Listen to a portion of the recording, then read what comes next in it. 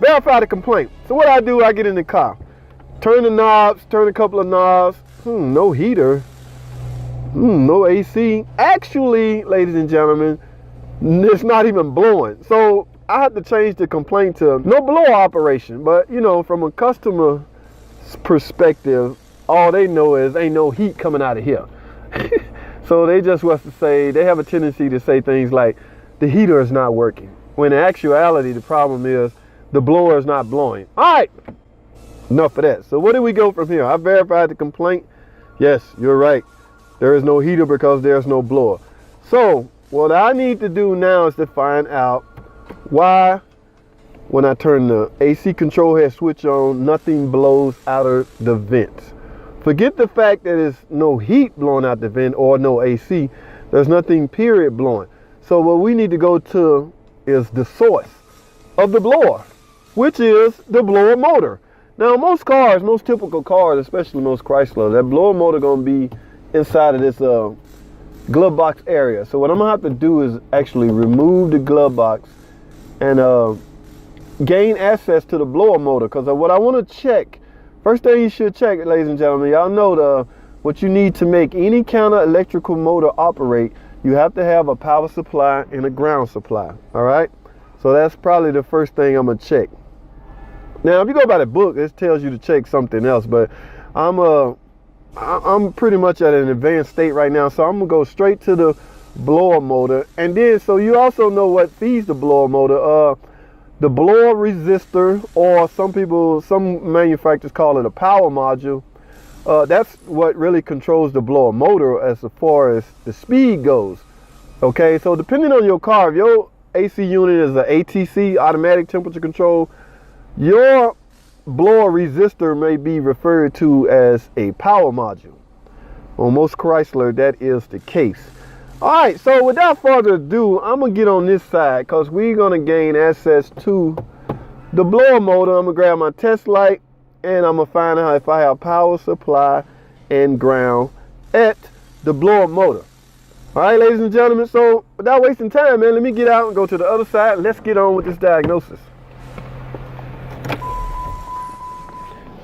All right, ladies and gentlemen, I am here. Let's get this blower motor out.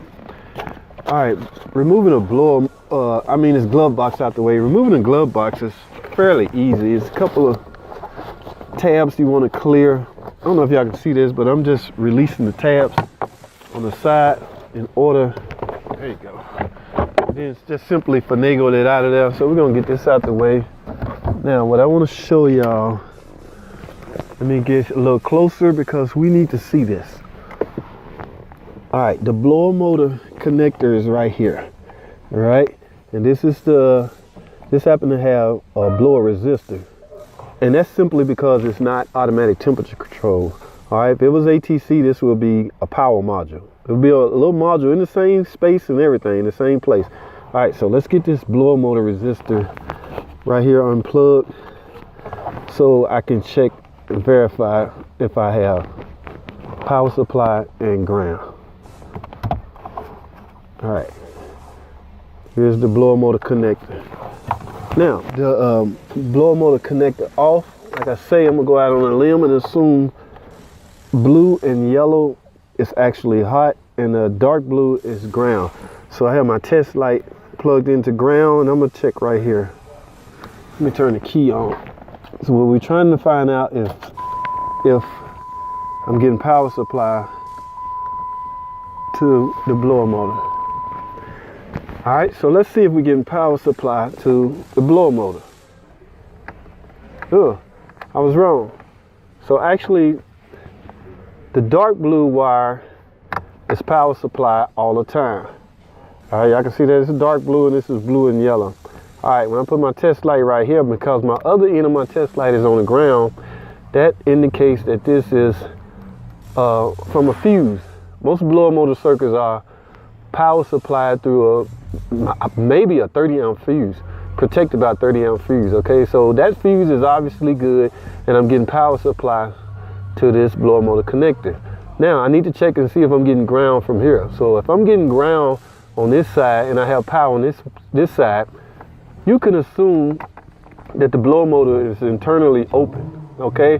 But we don't know until we check. So what I'm gonna do is transfer the other end of my test light to a power source and check and see if this is ground. All right, hold tight. All right, my other end of my test light is on ground. And, all right, ladies and gentlemen, this is not ground. So we should not assume that the blower motor itself is internally shorted, because I do not have power supply in the ground at the connector. Now, where I'm gonna go off on another assumption is this ground side comes from the resistor. All right, here's the resistor right here. Can y'all see that? So what I'm gonna do, because this ground side is blue and yellow, that should likely be a blue and yellow at the resistor. Let me unplug the connector. All right, yes, I see a blue and white or yellow wire right here. So that means if I ground this pin right here and plug this in and this blower motor work, ladies and gentlemen, that means that I'm not, one of two things. This resistor is shorted out, but another hurdle we're gonna have is this signal also comes from the AC control head, which is right here, okay? So we're getting too far into guessing. This one is time for us to go into the service manual and see, look at the wiring diagram, all right? But first, what I want to do is check, manually put ground right here and plug this in and see if the blower motor blows. Let's do that real quick, y'all. Let me plug this connector back in. All right, that is plugged in. I'm gonna take a jumper wire. We're gonna manually ground. You gotta be careful doing that, because you can also short out the AC control head. All right, ladies and gentlemen, I have this ground wire that goes to the power module or to the resistor. I have a jumper wire in there. I have the blower motor plugged in, and I have the switch on, and I have the AC control head on. So what I'm gonna do is touch this to ground and see if the blower motor blows. Yep, y'all can hear that? It is blowing. Okay, the circuit is complete from the resistor to the blower motor. Now, in order to avoid guessing, I'm going to go pull up the wiring diagram and find out why I'm not getting a signal from the AC control head to the power resistor to allow blower to work. All right, let's go take a look at the wiring diagram. All right, ladies and gentlemen, what I have right here is the wiring diagram pulled up on my computer. And as you can see over here, here's the blower motor right here, okay? Now, that solid blue wire that I put my test light on and it lit up, that is this 12-volt supply right here. And as you can see, obviously this fuse is good, or I wouldn't have had 12 volts right here. Okay, so here's where our problem lies. I have no ground signal right here. This is the blower motor, okay? Follow me now. I have no ground right here. And if you follow this trail, this ground signal comes from, as we discussed in the video, this resistor. This is the resistor right here. Okay, now what I want to caution you is at just assuming it's the resistor because the ground signal comes from there, when actuality that signal comes from the AC control head. Okay, so the AC upon blower request, the AC control head obviously ground this pin right here, and the ground signal comes to the power module along with which goes out to the blower motor. Okay, that's why you see this is bypass.